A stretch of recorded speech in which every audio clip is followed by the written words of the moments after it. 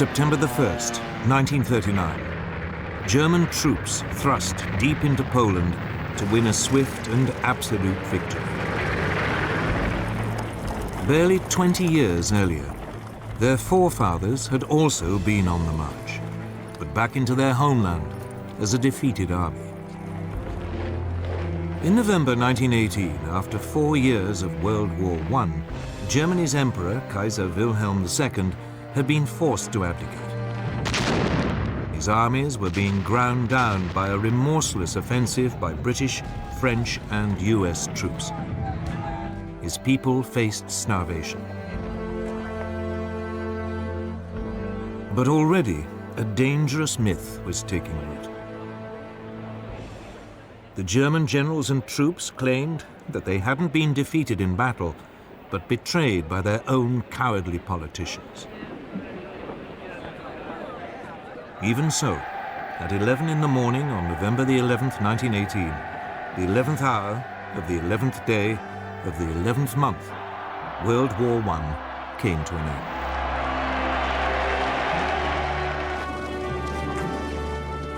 The following month, President Woodrow Wilson of the United States arrived in Europe, promising to create a new world order. He persuaded the world's leaders to sign up to a new League of Nations. At the Treaty of Versailles, they agreed that from now on, disputes between countries would be resolved not by fighting, but by debate in the League.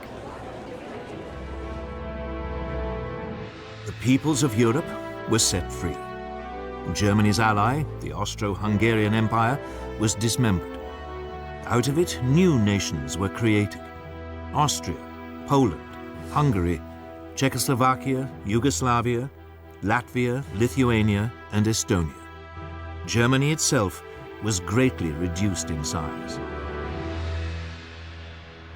But this process contained a time bomb. Not everyone celebrated the birth of countries like Czechoslovakia. Several of them contained substantial German minorities. One day, the desire to reunite the German peoples would come to haunt Europe. The war-torn German people also had one final indignity inflicted on them. They were forced to pay a massive £6.6 billion in reparations to France and Britain, something they could ill afford. And when he returned to America, Wilson's new world order immediately fell apart.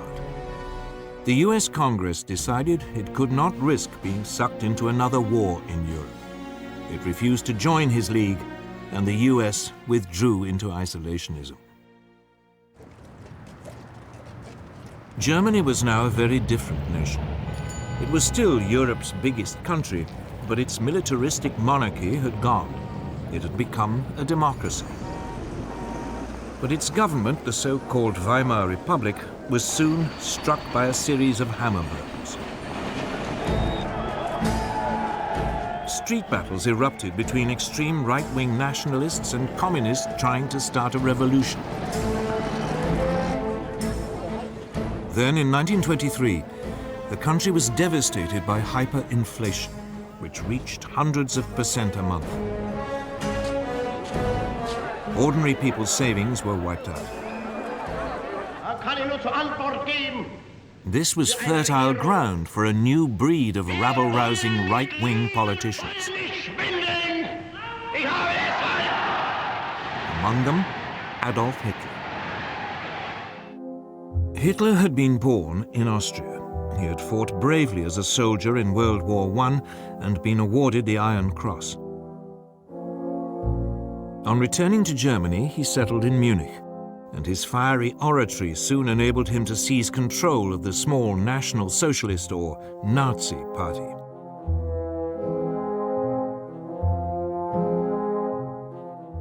In October 1923, Hitler and his henchmen attempted an armed coup against the Weimar government. It failed, and he was sentenced to 9 months. In prison, he wrote a book, Mein Kampf, My Struggle, in which he blamed Germany's ills on the Jews and demanded that it rebuild its strength and seek new territories in the East. On his release, he set about building the Nazis into a proper, disciplined political party. From now on, he would use the democratic system to achieve power. But for the next 5 years, Weimar Germany prospered. Support for extremist parties, left and right, dwindled. Then suddenly, Hitler's opportunity arrived.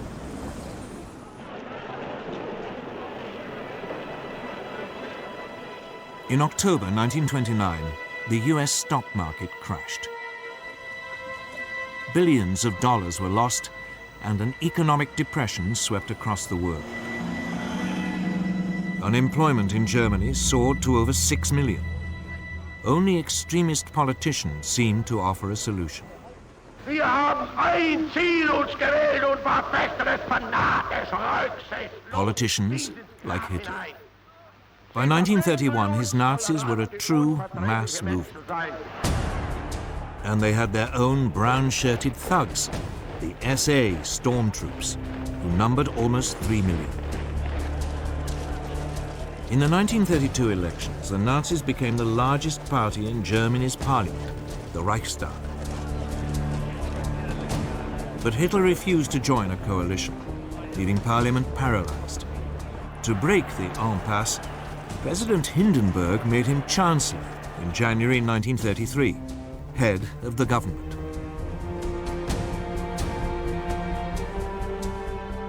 Within a month, the Reichstag burned down. Hitler accused the communists and demanded emergency powers. He then used them to ban all other political parties. In August 1934, President Hindenburg died. Hitler declared himself president. He was now absolute leader, the Führer of Germany.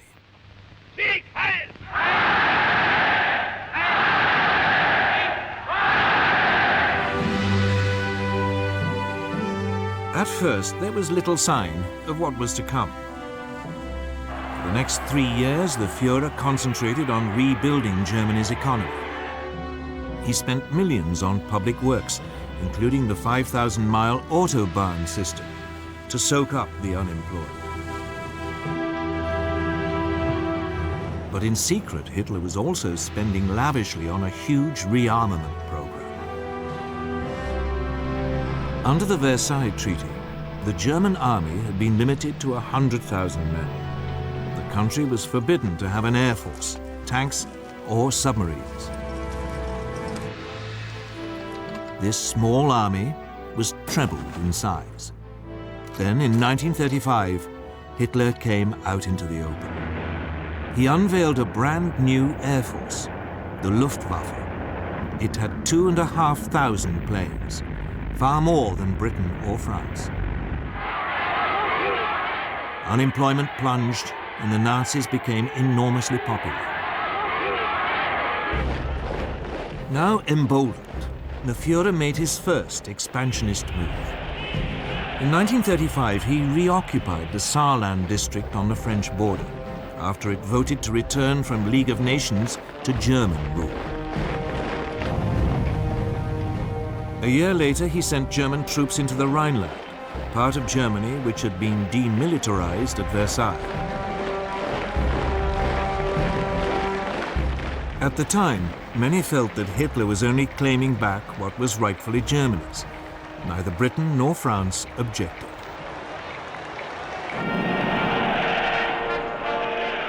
When Berlin hosted the 1936 Olympic Games, the Nazis were seen by many as firm but fair, a government which was restoring the nation's pride and which didn't threaten anyone. Of course, there were signs. The 1935 Nuremberg laws forbade Jews to marry true Aryan Germans and deprived them of their citizenship. But when the first threats came to world peace, they didn't come from Hitler at all, but from somewhere else entirely.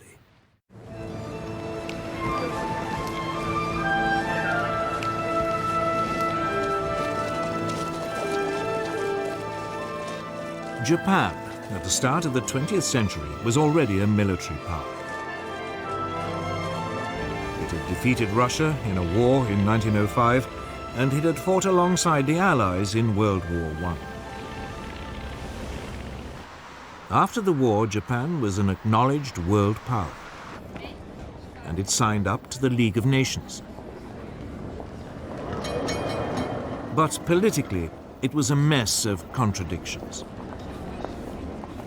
Nominally a democracy, the feudal tradition was still strong.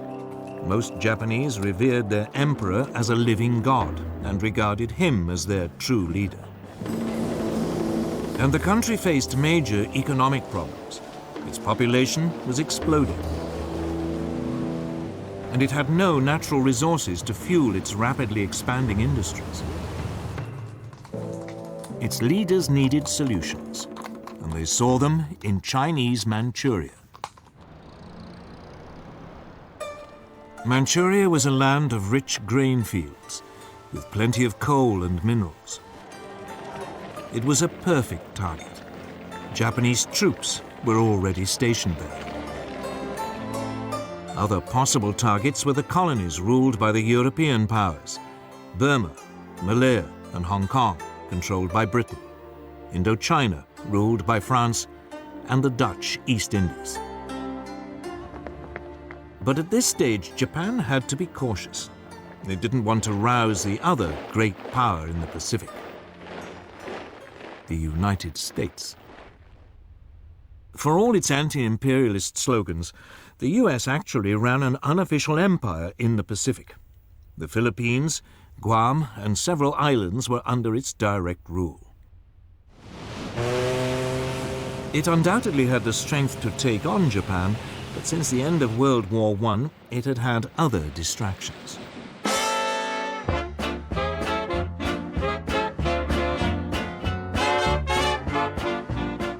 This was America's Jazz Age.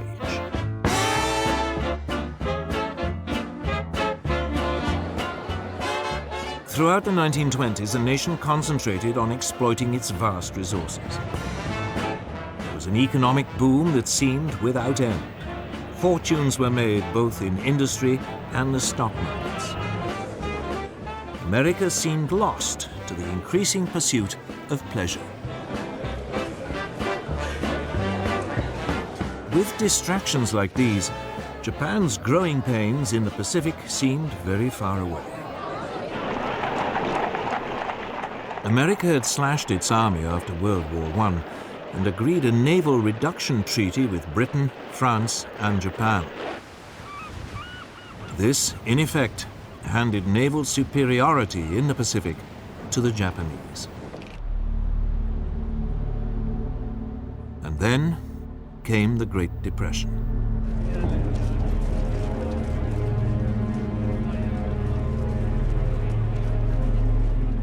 As the economic devastation spread, a quarter of the population lost their jobs. Tens of thousands were made homeless, living in shantytowns. Whereas before it had been distracted by pleasure, now America was distracted by pain. It was time for Japan to make her move.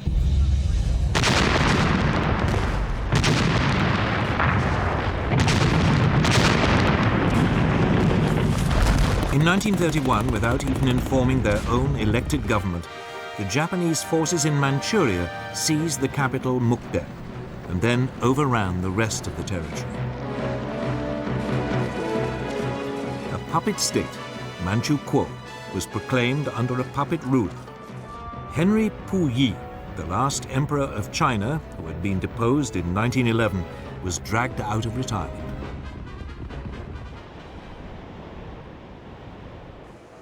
At its headquarters in Geneva, the League of Nations now faced its first great test. Japan was universally condemned. But her response was blunt. Japan, however, finds it impossible to accept the report adopted by the Assembly. The Japanese then just walked out, and the League suddenly realized there was nothing it could do about Manchuria.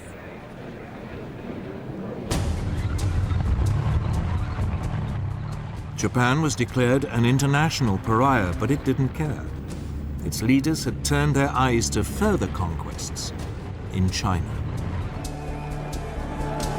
These were easy pickings. China was in a state of chaos. The government of Generalissimo Chiang Kai-shek was locked in conflict with the Chinese Communist Party under Mao Zedong. There was civil war.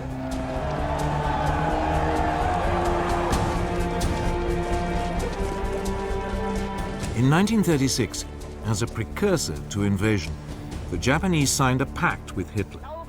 The aim was to guard against any attack by Soviet Russia were it to move on China. Then in July 1937, the Japanese provoked an incident with Chinese troops and invaded.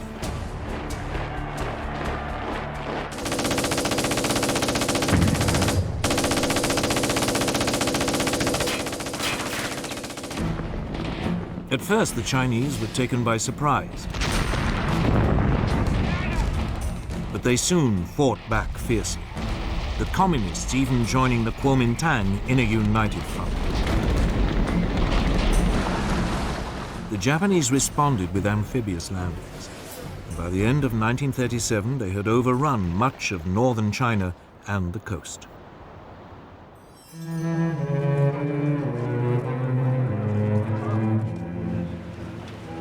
The Japanese fought this war with exceptional brutality, bombing cities indiscriminately.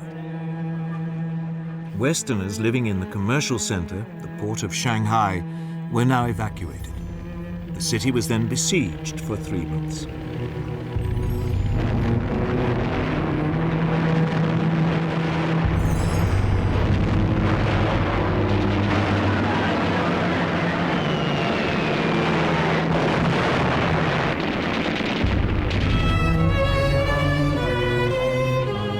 It suffered widespread damage, the Japanese forces showing no pity or concern for the native population.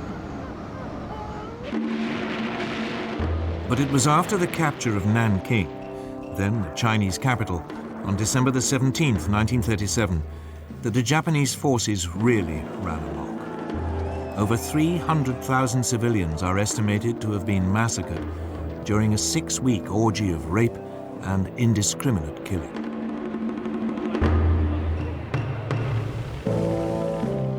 The Japanese even attacked British and US warships which had been sent to protect their shipping and trade. The worst incident came on December the 12th, 1937. The American gunboat Panay was sunk by Japanese bombers. 50 crewmen died. Despite this, the Western powers refused to intervene. So the League of Nations could do nothing. In the United States, President Roosevelt wanted to impose a naval blockade of Japan. It has become clear that acts and policies of nations in other parts of the world have far-reaching effects on us. But the British would have none of it, fearing that it might provoke a war. So all Roosevelt could offer was a $25 million loan to Chiang Kai-shek to buy arms. Even though the communists were now fighting alongside the Kuomintang, the Soviet Union did little to help either. Its only involvement was a series of clashes along its own border with Manchuria. But China itself received nothing. Instead, it had to fight on alone. During 1938, the Japanese overran Canton and pushed the Chinese forces deeper into the west of the country. All the rhetoric of the League of Nations, all those promises to stop international aggression had come to nothing. And by now, the Western powers were facing aggression much closer to home. Deve cristallizzare una posizione di potente ingiustizia. Sangue principi che sorgono e che nascono e I principi che declinano, la vittoria è per noi, per I primi. Today, It is easy to laugh at Benito Mussolini, the fascist dictator of Italy. All that posturing seems faintly ridiculous now, but it didn't seem that way in 1922.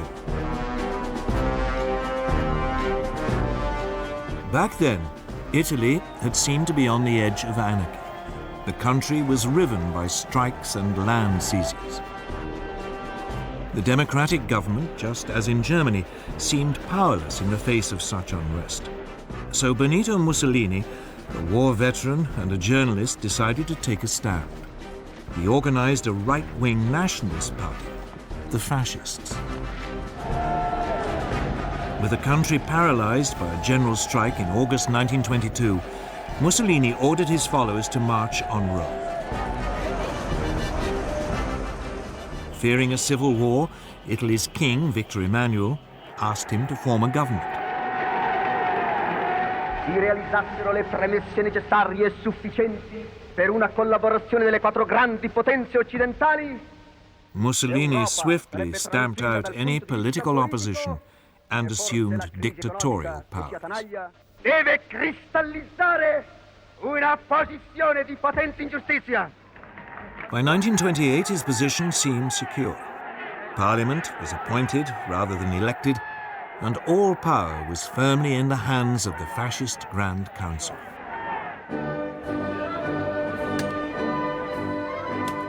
Like Hitler, Mussolini's first acts made him immensely popular. Massive programs of public works provided employment and transformed Italy's infrastructure. Corruption was rooted out and the mafia more or less eliminated. Italy's armed forces were built up, including an advanced modern air force. In the Mediterranean, Mussolini launched a powerful navy, bigger than the combined might of the British and French Mediterranean fleets. When the Great Depression came, Italy seemed to weather it better than most. Mussolini became a source of worldwide inspiration. Political leaders, not least Adolf Hitler in Germany, saw the fascist system as a role model, strong and purposeful, in contrast to the weakness of the democracies in Britain and France. But Mussolini wanted more than adulation. He wanted to recreate the Roman Empire, and he already had a target in mind for his first imperial land grab.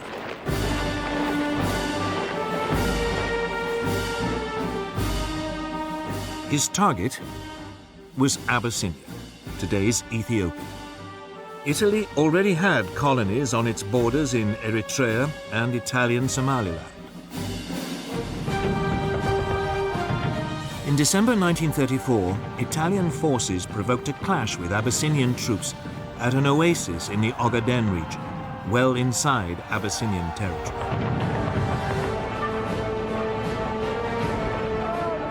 Mussolini then sent reinforcements to Eritrea and Italian Somaliland, demanding that Abyssinia pay reparations.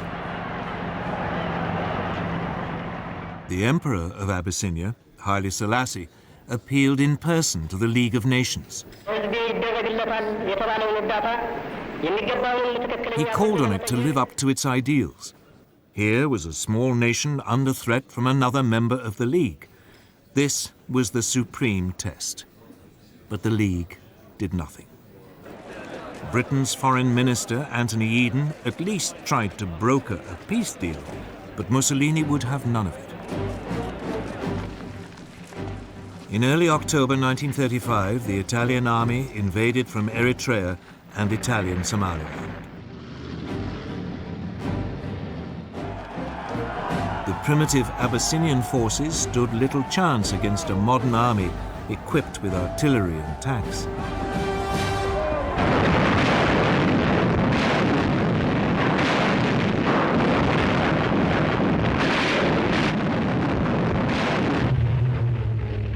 The Italian Air Force had total command of the air and harried the Abyssinians, on occasions dropping gas bombs, even though gas had been outlawed at Versailles. as a crime against humanity. After 6 months, Abyssinia was completely overrun. The Emperor Haile Selassie fled into exile in Britain. From its headquarters in Switzerland, the League of Nations wrung its hands. It did impose economic sanctions, but they had little effect. Mussolini's aggression had revealed two things. The League of Nations, that great hope for peace, was impotent. And both Europe's supposed major powers, the democracies Britain and France, no longer had the stomach for a fight.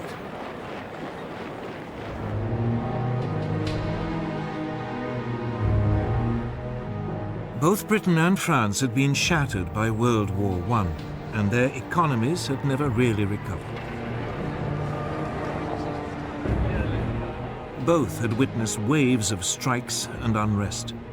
Both had suffered mass unemployment, even before the Great Depression.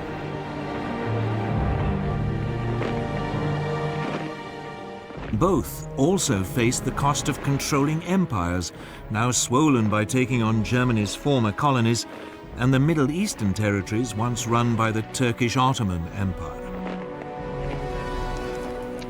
And above all, both had been traumatized by the horrific casualties of World War I. A succession of British leaders, Lloyd George, Ramsay MacDonald, and above all Stanley Baldwin, all resolved to keep Britain out of future conflicts. Despite horrific casualties on the Western Front, Britain had ended World War I with a large and very effective conscript army.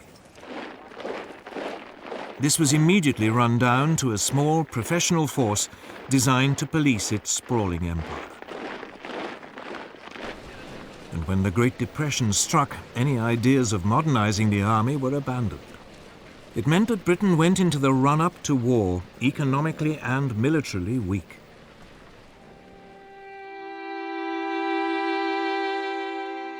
French losses during World War I had been even worse than the British. Ever mistrustful of the Germans, a large conscript army was maintained. But throughout the 1920s, France's birth rate had declined. It became clear that there would be a manpower shortage by the mid to late 1930s. France realized it could never compete with Germany on the size of its army alone.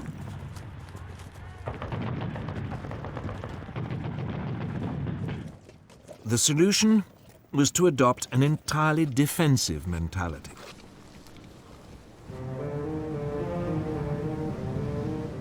The Maginot Line, a series of fortifications, was begun in 1930 along the frontier with Germany and ran as far as the Belgian border.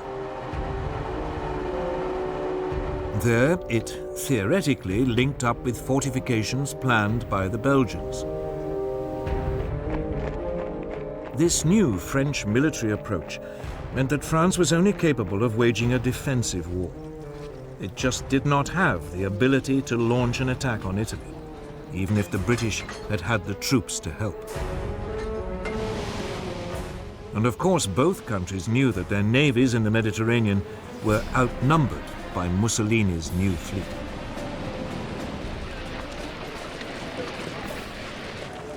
So when Italy conquered Abyssinia, it made sense for both powers to do nothing.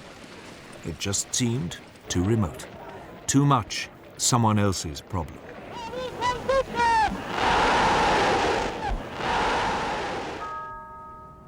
By now, they both had to deal with all the traumas of the Great Depression. That seemed so much more pressing. And above all, they were now faced with a military threat far closer to home. A resurgent and rearming Germany. And Germany's power, and that of Italy too, was soon about to be demonstrated in supporting the rise of another dictator in Spain.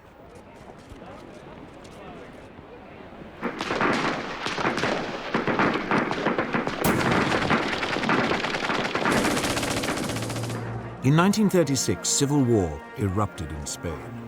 It was exceptionally vicious, setting family against family, communist against fascist, believers against atheists. In 1931, a left-wing government had come to power determined to get rid of the centuries-old Spanish monarchy. The king was forced into exile and a republic was declared.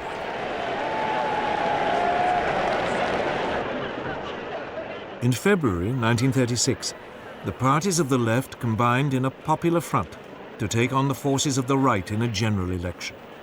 The Popular Front won narrowly. Even though its reform program was modest, a wave of strikes and land seizures led the right to fear that a communist takeover was inevitable.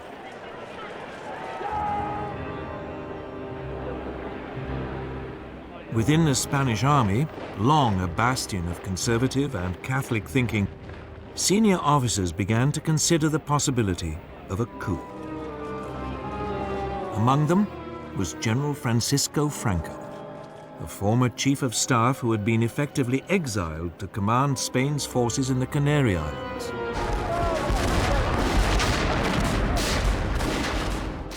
On July the 17th, 1936, the units of the army fighting guerrillas in Spain's colony in Morocco mutinied. The next day, Franco flew to join them, proclaiming a new nationalist movement which would save Spain from communism. Mainland garrisons now joined this revolt. The Popular Front responded by calling for volunteers to defend the republic. Battle lines had been drawn. At first, Franco faced problems. He and his army were in North Africa, and he had to get across the Straits of Gibraltar back to Spain. So he turned to the one person he thought might help: Adolf Hitler.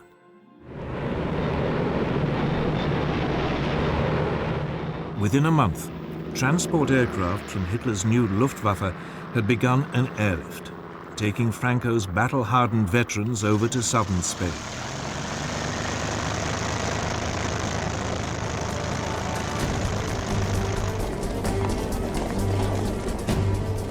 At this stage, the Republic still seemed to have the advantage. The pro-Franco military uprisings in Madrid and Barcelona were quickly crushed, leaving it in control of most of the east of the country. Franco's nationalists were confined largely to the northwest and part of the south.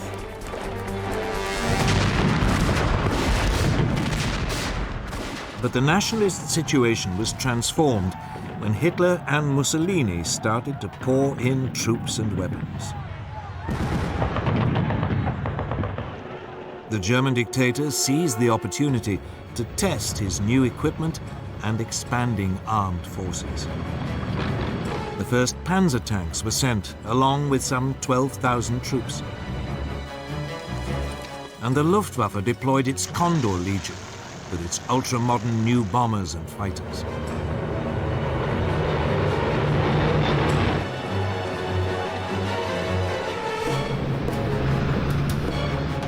Mussolini sent a so-called volunteer corps of 50,000 men and more than 700 aircraft.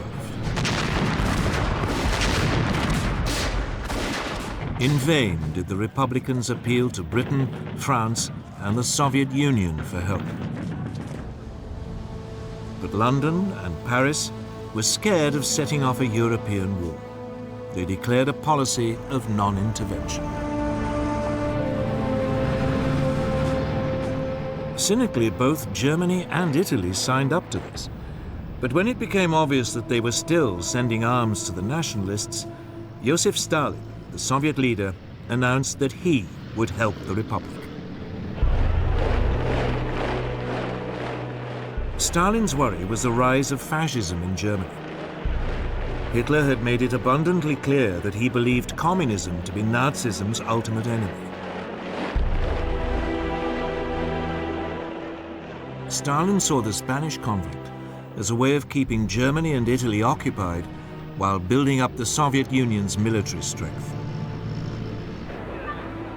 About 700 military advisors were sent, along with tanks and fighter aircraft.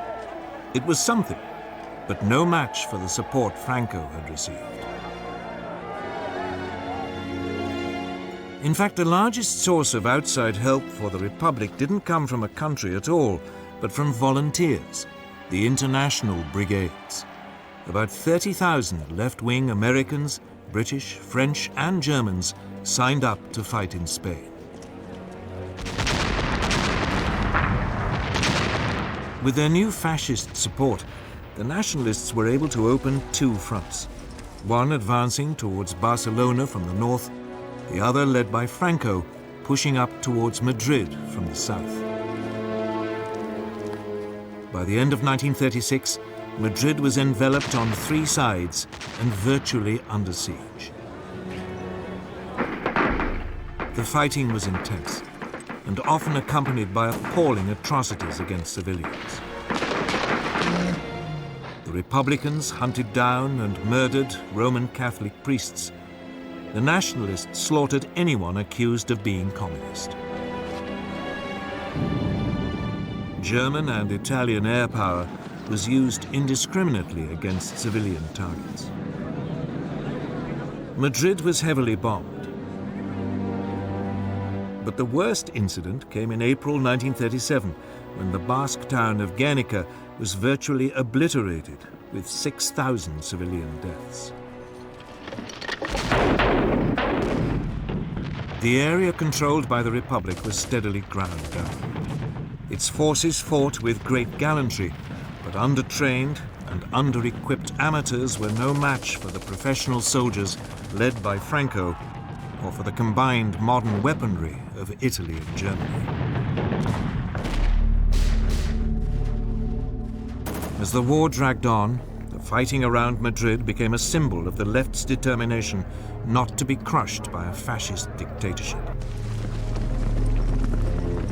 But behind the scenes, the Republican alliance was falling apart. The communists and socialists wanted to concentrate on winning a military victory. But the more idealistic anarchists and syndicalists saw the war as an opportunity for a mass revolution by the workers. These disagreements burst out into the open in May 1937. Fighting broke out in Barcelona between the anarchists and communists. It was a fatal weakening of the Republican cause. By the end of 1938, the nationalists had penned their enemy into a small enclave around Barcelona, and another stretching eastward from Madrid to the coast.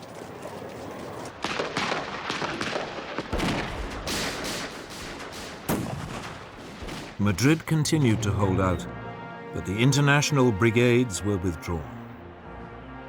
More and more nations began to recognize Franco's government as his forces closed in for the final assault on Madrid.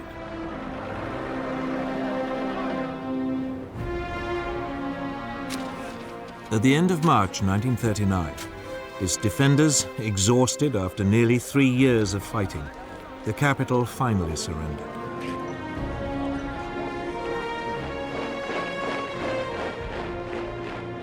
A month later, Franco formally declared hostilities at an end.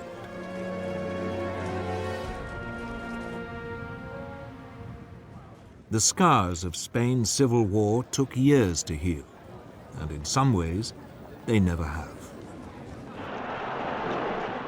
And internationally, Franco's victory over the Republic proved a disaster. Hitler and Mussolini were confirmed in their belief that the democracies of Britain and France were impotent to resist any real pressure. While Stalin despaired of their willingness to confront fascism. Hitler in particular saw his way open to begin the aggressive policies outlined in Mein Kampf. Even before the Spanish Civil War ended, his armies were on the march.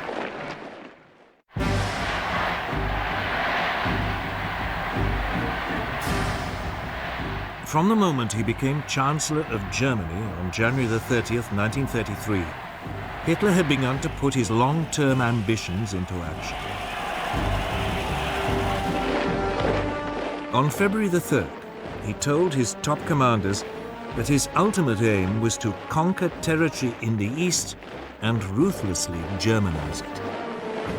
They were instructed to prepare for a massive expansion. Although Germany had been forbidden tanks, a secret treaty with the Soviet Union in 1923 had allowed the development of tank designs and experimentation with new mobile armored tactics. Energetic young German officers like Heinz Guderian read the theories of British thinkers like Basil Liddell Hart and Colonel John Fuller. They even watched exercises being carried out by the British during the 1920s on Salisbury Plain. It was from these that they came up with the idea of fast-moving units combining tanks, artillery and infantry that could thrust fast and deep into enemy territory. Hitler adopted their ideas with enthusiasm. The new army was to have 3 panzer divisions. Similarly, the new Air Force, the Luftwaffe, under former World War I fighter ace Hermann Goering, had a framework to build on. Throughout the years in which its Air Force was officially banned, Germany had kept up its design skills by building civilian machines, and gliding and flying clubs provided a reserve of potential aircraft. Hitler revealed the existence of the Luftwaffe in March 1935. He then announced that the army was to be increased to 300,000 men and conscription was reintroduced. Britain and France protested feebly at this flagrant breach of the Versailles Treaty. But soon, they reluctantly and slowly began to rearm.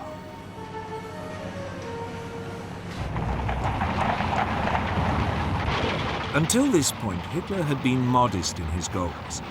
He had only taken back what was his, the Rhineland and Saarland.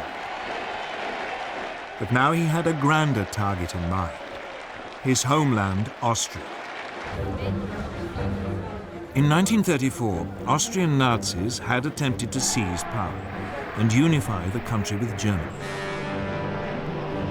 The Austrians, after all, spoke German, even if they had never been part of a German state. In February 1938, another Nazi plot was discovered. Austrian Chancellor Kurt von Schuschnigg protested to Hitler.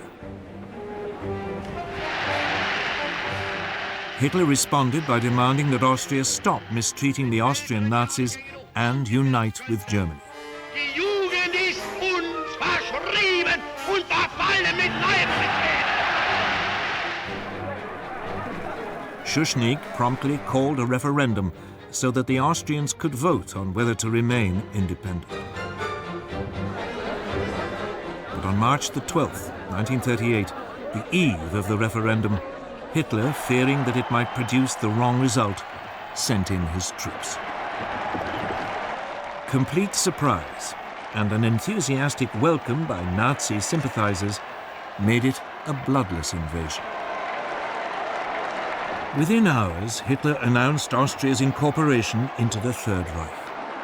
A sovereign nation had, for the first time, been subsumed into a greater Germany. Once again, the Western democracies failed to react. In the summer of 1938, he turned on his next prey, Czechoslovakia. A substantial German minority lived in the northwest of the country, an area known as the Sudetenland. These Sudeten Germans had been part of the old Austrian Empire, but had been cut off when Czechoslovakia was created in 1919. This was the time bomb that had started ticking at the signing of the Treaty of Versailles. Hitler encouraged Sudeten German demands for autonomy and then threatened the Czech government with force if it refused to agree. Undaunted, the Czech government ordered general mobilization and prepared to resist. The Czechoslovak army was large and well equipped, with formidable fortifications on its frontier with Germany. Hitler backed off. But then at the beginning of September, concerned that war might be imminent, the British Prime Minister Neville Chamberlain decided to act as a peacemaker. He flew to meet Hitler twice.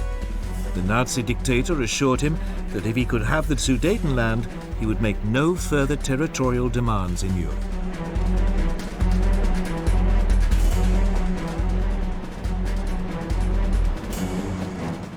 In Munich, on September the 29th, 1938, with Mussolini acting as mediator, France and Britain signed an agreement giving the Sudetenland to Germany in return for a formal declaration by Hitler that he had no more territorial ambitions. Chamberlain flew back to Britain waving the piece of paper, which he claimed guarantees peace in our time. And so, on October the 1st, German troops occupied the Sudetenland and seized the Czech frontier fortifications. Hitler now began sizing up his next target, Poland. Eine große Nation muss dauernd zusehen, wie gegen Recht und vertragliche Bestimmungen Angehörige Blut. Again, the nominal cause was a German minority marooned as a result of the Versailles Treaty.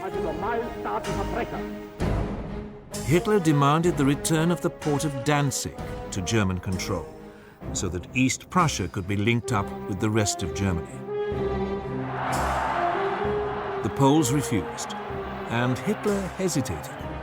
He was not quite ready for all-out war, and he had unfinished business with Czechoslovakia.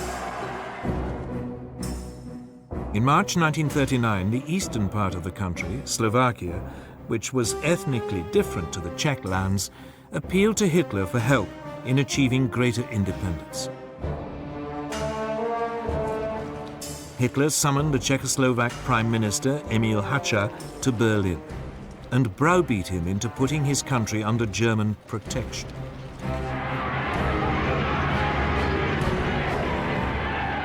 German troops now marched into the rest of Czechoslovakia, unopposed. Most of the country was annexed into the Reich. Slovakia was declared a protectorate. For the first time, Hitler had seized non-German-speaking territory. But again, there was only a feeble protest from Britain and France. At the end of March, he again repeated his demand that Poland give up Danzig.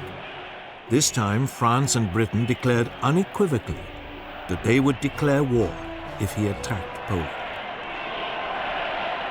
But by now, Hitler cared little whether they did or not. He was sure that they would be weak and indecisive opponents. In Russia, Stalin had also become increasingly concerned by Hitler's aggression. In April, Stalin proposed an alliance with Britain and France. But negotiations made little progress. And finally, Stalin despaired, deciding that there was another solution to the German threat. On August the 23rd, the Soviet Union and the Third Reich, who everyone had believed were sworn enemies, announced a non-aggression pact. The agreement secretly specified that Poland would be split between the two countries, and Stalin would have a free hand to take over Estonia, Latvia, and Lithuania. Now free from any Russian threat, Hitler ordered his armed forces to prepare for an immediate invasion. On the evening of August the 31st, the German Wehrmacht prepared for the assault. Its Führer had made the decision which would plunge the world into war.